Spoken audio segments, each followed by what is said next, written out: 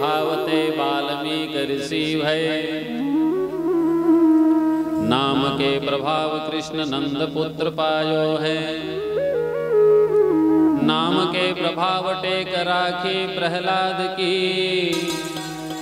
और नाम के प्रभाव द्रौपदी वस्त्र पायो है। भगवान कपिल नारायण ने माँ देवहूति को भगवान पाने के 4 तरीके बताए। 4 तरीका कौन कौन सा है?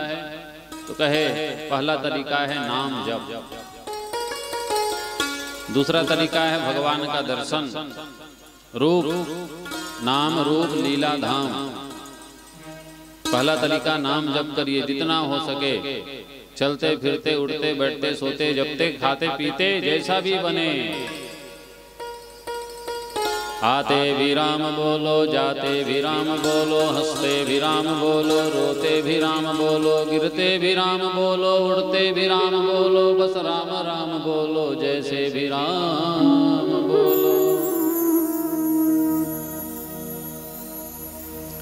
लड़ते भी राम बोलो, लड़कर भी राम बोलो, सोते भी राम बोलो, उठते भी राम बोलो,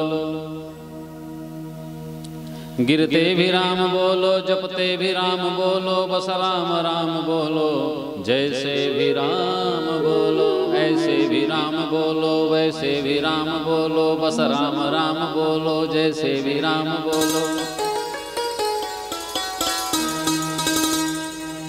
तो नाम रूप लीला धाम। दूसरा तरीका है भगवान का दर्शन करिए।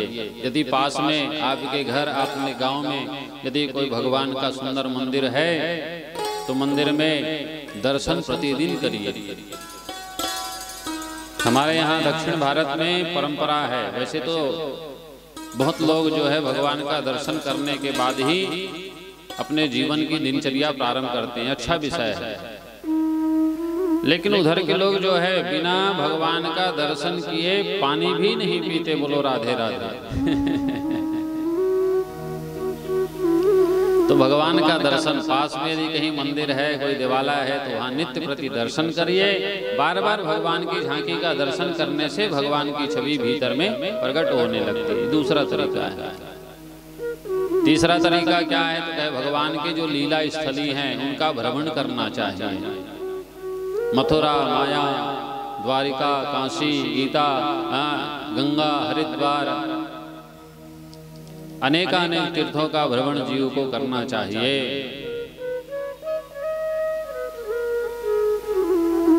भगवान की लीला का श्रवण करना चाहिए। कहीं भी भगवान का, तो लीला बहुत कम हो गई है ना भाई? तो पहले गांव-गांव में लीला होती थी, रामलीला। आजकल के आदमी के पास समय ही नहीं है। लीला हो भी रही है तो बेचारे लोग लीला कर रहे हैं, इनको फुर्सत ही नहीं है। तो पहले हमारे यहाँ लीला होती थी तो हम लोग टाट लेकर के जाते थे बैठने के लिए। है ना? तो लीला का जो है दर्शन करना चाहिए। ये भी भगवान को, भगवान की छवि का बार बार जो है चिंतन, भगवान के दृश्य का बार बार चिंतन, उनके किए हुए कार्यों का बार बार चिंतन करने से भी भगवान की कृपा जीवन में प्राप्त होती है। पहले तो पर्दे में वो लीला देखता है, बाद में उसके जीवन के हृदय पट में अपने आप लीला प्रारंभ हो जाती है। फिर वो हंसते बोलते उड़ते जपते हर समय भगवान की लीला का आनंद लेता है।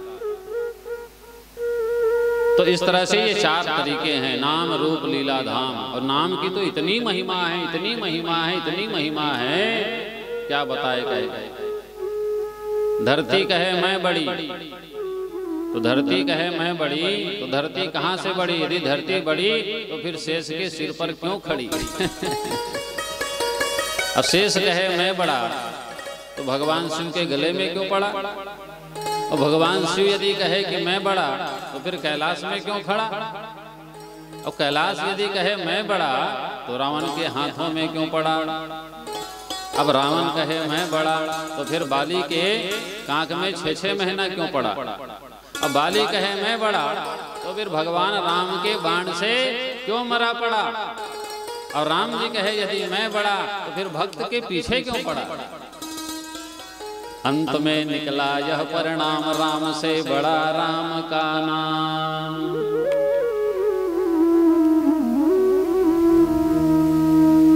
राम न सकहि नाम गुण गाय, भगवान राम भी अपने नाम की महिमा का गुणगान नहीं कर सकते, नहीं समझ सकते। सेतु बांध बन रहा था तो सब बंदर पत्थर उछाल रहे थे राम राम लिख करके। तो भगवान राम ने सोचा कहीं मुझे भी जो है आज पत्थर उछाल के देखना चाहिए। तो भगवान राम ने सोचा ये भीड़ में पत्थर उछालूंगा तो गड़बड़ हो जाएगी। भीड़ में कहीं पत्थर उछाला और पत्थर डूब गया तो सब लोग कहेंगे ये देखो कहे भगवान ने पत्थर उछाला और पत्थर डूब गया।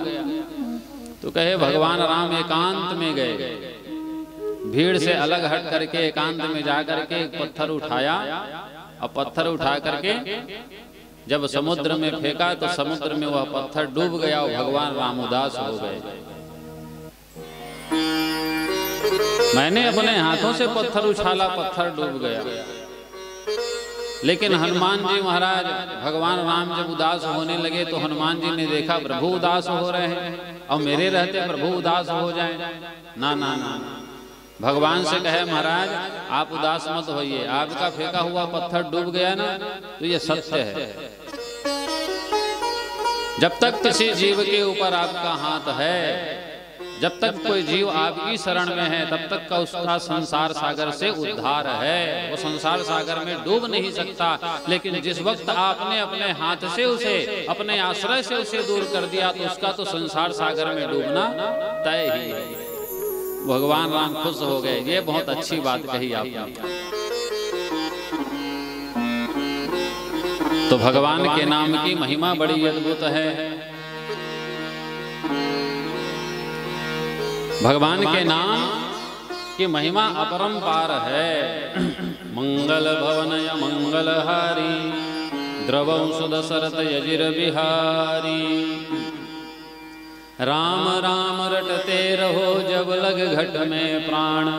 इसीलिए कहा कभी तो दीन दयाल के भनक पड़ेगी कान। आज नहीं तो कल कभी तो दीन दयाल के कान तक आवाज पहुंचेगी, कभी तो उद्धार होगा, कभी तो कृपा मिलेगी। इसलिए राम राम राम राम रटते रहिए।